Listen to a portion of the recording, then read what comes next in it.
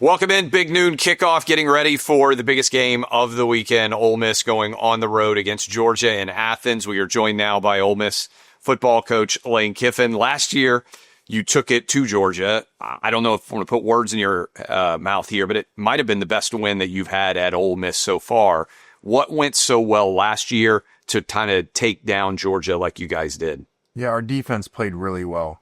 We took care of the ball that day. Jaxson had the early turnover and the injury, and then Austin came in, did well on a touchdown series, and then Jaxson came back, but took care of the ball really well. But we played much different than the year before we went to Georgia and not played well. Yeah. They'd kind of dominated us. And so really, I thought the storyline was our defense, and then the way that they attacked the quarterback and created turnovers.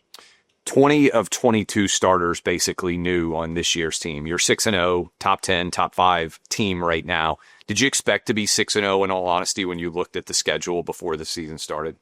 Yeah, that sounds pretty good, Clay. I would have said, well, where do I take that? Yeah. Because we did lose so many players, especially when you lose a 3-year starter at quarterback. Yeah. And like you said, 20 of 22 starters. So pleased with these guys and staff and how they've come together. Our whole staff stayed. So we had a lot of continuity there. Yeah. And I think that's helped us. But this is going to be obviously the biggest challenge by far. And we're going against the premier team of college football over the last 5 years. The winningest coach, winningest program. And really, I consider the top coach in football now that Coach Saban retired. You know Kirby Smart well. Would people be surprised to hear about Kirby Smart from you? Well, I don't know that you'd be surprised. Kirby's one of the most competitive people I've ever been around. Yeah.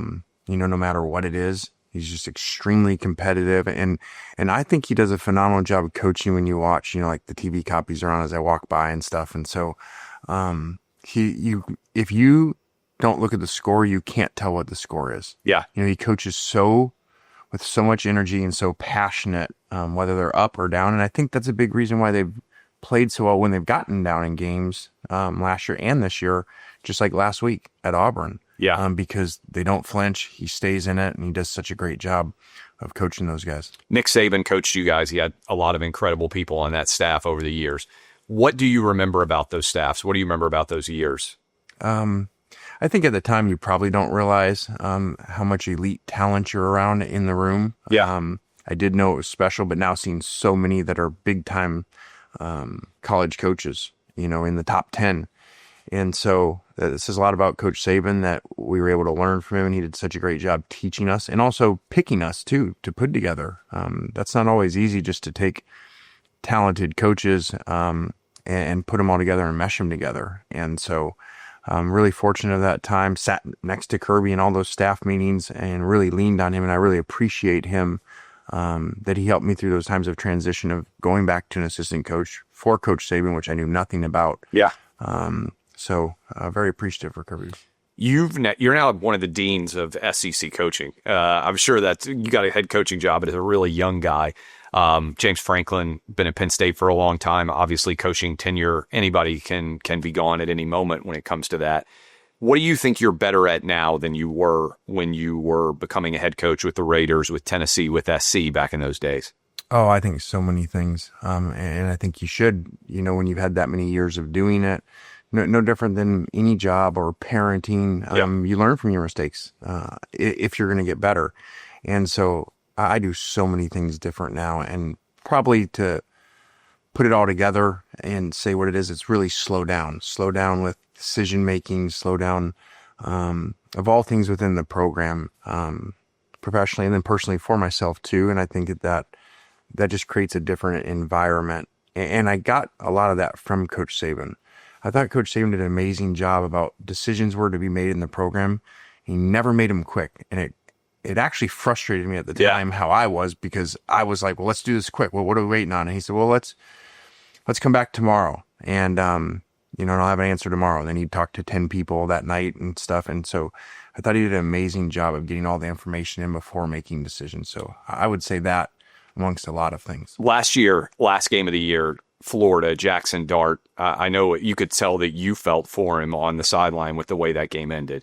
He's now revitalized the New York Giants. I know you're on the road. You've watched him play. What's your relationship like, and how does even though you're replacing 20 out of 22 starters, how does last year impact this year, or does it?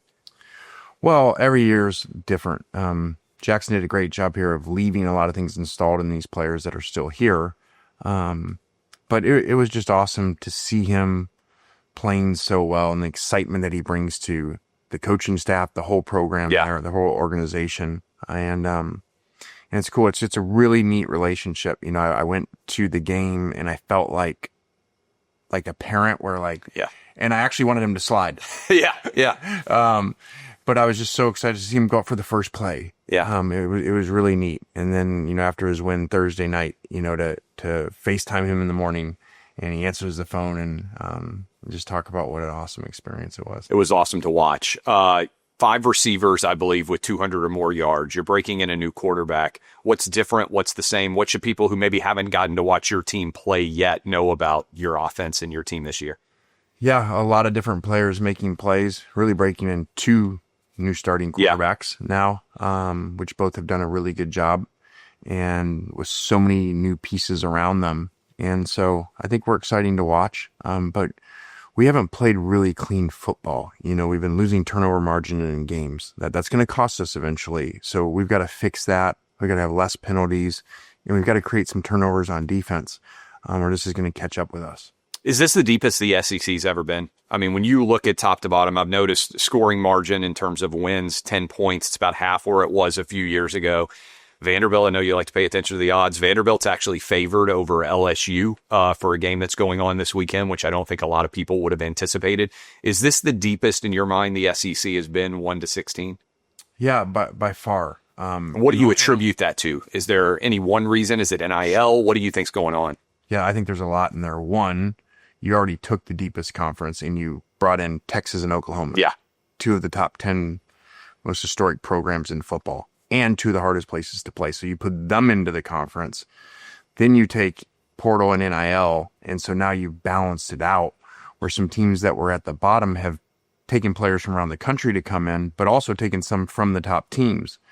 And it's really made it more like the NFL that way. I just think the issue in that is it is like the NFL now. And you have these really hard places to play, and our fans going to be able to get used to those records being different. And is the committee, you know, because it's dramatically different conferences that are being played. Big Ten has phenomenal top teams, but the middle and bottom are nothing like this, and the places to go play. So I think that's a big question for everybody on the outside. Can you get over wins and losses being different than what you're used to seeing? But then evaluating the team, which I think they've figured out years ago in basketball, to do that. And you don't see seeding by wins and losses in basketball. And that's really what you would need to get into to truly get the best team. Do fans in the SEC need to get used to the idea that 9-3, 10-2, it's more like an NFL schedule now, particularly going to 9, than, hey, I'm going to try to go undefeated like you guys were at Alabama. If you lost 1 game back then, it was the sky was falling in. NFL, you know, even a great team goes 12-5, 13-4. Is it more like that in college football in your mind? It is in the SEC. Yeah. I don't think it's really like that in other conferences. And I don't know that fans can get used to that. I think it would take a long time. They're used to this many wins. And still, if you look at it, you know, these teams, a week ago, you know, Texas goes on the road in the swamp, one of the hardest places to play, lose. And they're terrible, you know. Terrible coach, terrible players, and then they beat Oklahoma and they're great again. So it's always kind of been like that, but now more than ever, it feels like it's like that when it really should steady down and say, okay, this is more like the NFL. Let's not jump to these major conclusions based off of 1 or 2 games, especially when they're in super hard places to play. Are you having more fun now than you did when you were younger and a head coach? It's just different. How is it different? Yeah, I just enjoy different things. You know, like we talked about the Jaxson experience, seeing him out there. You know, it's just, I feel now like I get much more enjoyment out of seeing our assistant coaches do well, our players do well, which I did before. But I think as I really, truly analyzed before, a lot really was about how did it affect me. Yeah. You know, and like, hey, we won. What about me? And now I look at things a lot differently, and it's a lot more enjoyable that way. Yeah, I was thinking about that. I don't know if this is a sign of maturity, but when Tennessee missed the field goal against Georgia, which I'm sure you saw, for most of my life, I would have been furious at the field goal kicker. But now I think because I'm a dad, I was just like, I feel so bad for him. right? To fail on that stage in front of as many different people while trying his hardest. And you were talking about Jaxson, seeing him run on the field. I think this is partly just you're more of a dad than you are just a player almost in some sense. Yeah, I think a lot of that goes into it. And, as your kids get older, and now a son in high school playing and stuff, and you just see things differently. Like I went to his game the other weekend and I walked on the field here in Oxford, and I just was so happy that he was healthy enough to be playing it. And the coach gave him an opportunity to come be at Oxford High School. And what's it like for you to go watch a high school game at Oxford? Do people give you space as a dad, or how do you watch? Well, I go on the sidelines, like try to hide it in there. Zone. Yeah. But I've just changed on how I view things. Yeah, they come up. Yeah, they want pictures and stuff. And I used to, like in our Tennessee years, I would get annoyed. These people, how come they don't leave me alone and everything? And now I'm like, isn't this awesome that you have a job and that they want to take pictures with you? Yeah. Just because they're so happy that you're part of their program. Brady, Quinn, Matt Leinart, a couple of guys decently are on Big Noon. I'll start with Leinart. What do you remember about him as a quarterback? What do you remember about him as a young guy at SC? I think he was so mature as a player right away. Shoot, speaking of SEC, his first game was at Auburn. Yeah, I remember Auburn that was game.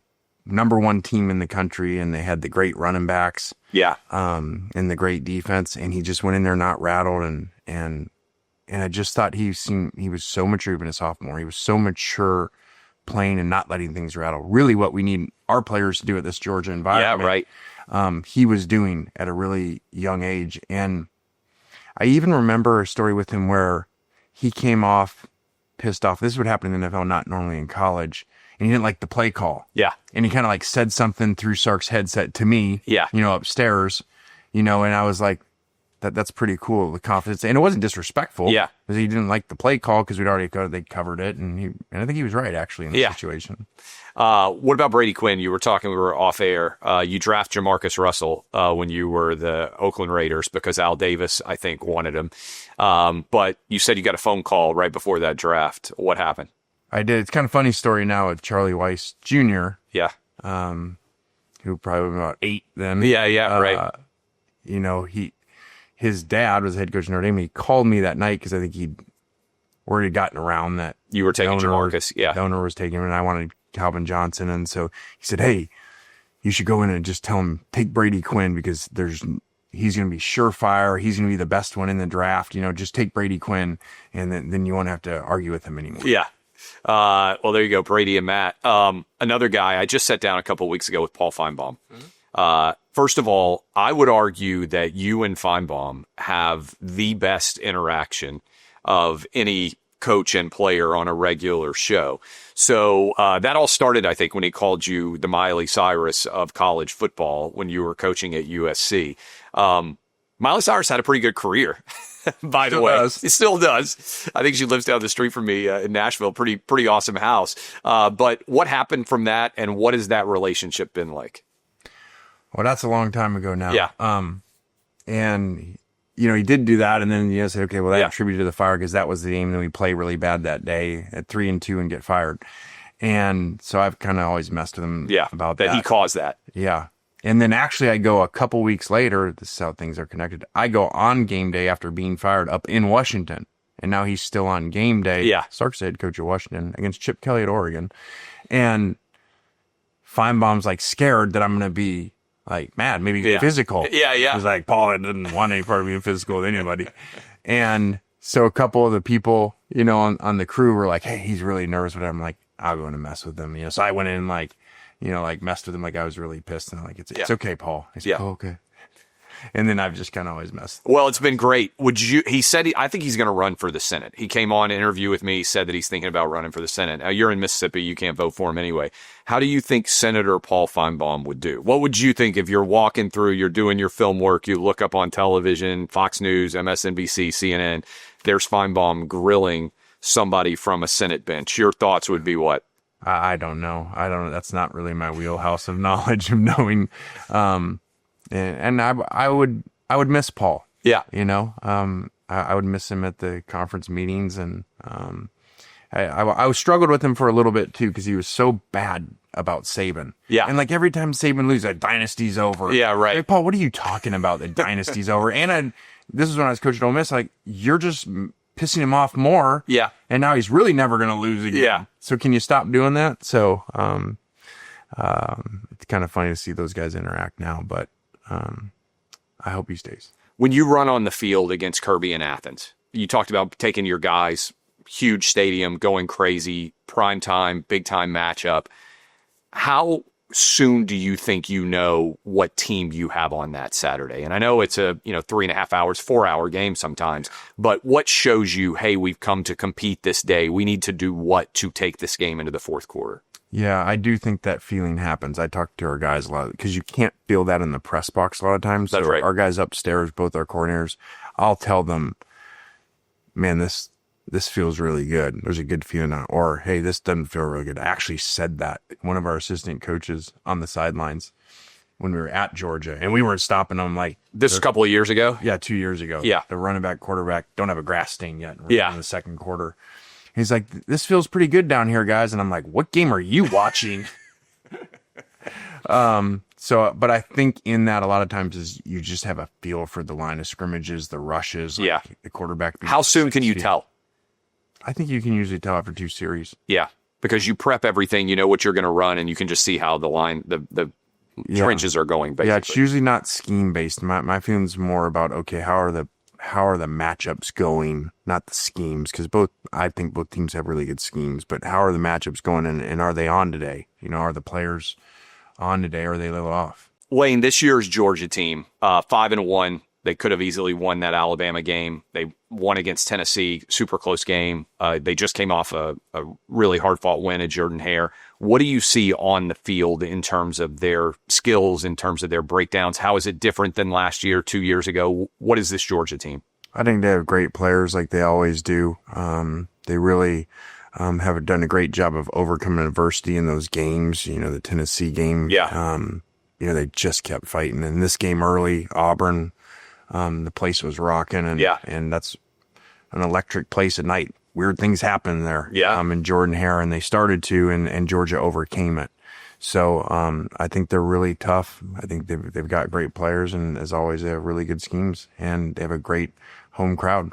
How hard is it to maintain excellence? You've now built excellence at Ole Miss. Kirby's built excellence. Is it more fun to build or maintain as a coach? I think it's more fun to build. Yeah. It's more challenging to maintain, because it's now everybody's kind of coming after you, and you've got to keep that standard, especially if it's a place that hasn't performed like that before. Yeah. Well, now the expectations come, we should be able to do this all the time. We should win 10 games every year, and that's okay. We've created that. The expectation coming in here, what we've done has created that. So, but it's challenging when you're in it. Last question for you. The season's long. You're 6-0 halfway through the season. You're going on the road for a huge game.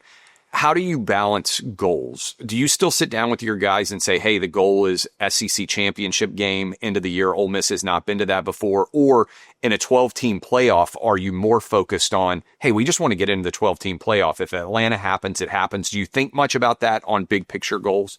I don't. And I know I've commented sometimes on like the selection process. Yeah. But with our team, I don't spend any time with that. We just focus on what can we get better at, where are the areas we need to work on week to week, and the challenges with that. And I think you have so much of that to do because your team's basically brand new. Yeah. So you're constantly doing that. We're still trying to figure our players out. No doubt. Well, good luck. And I know everybody will be watching you guys, Kirby, taking on and seeing how the rest of the SEC season goes. All right. Thanks, Clay. It's Lane Kiffin. I'm Clay Travis. This is Big Noon. Getting ready for a big game.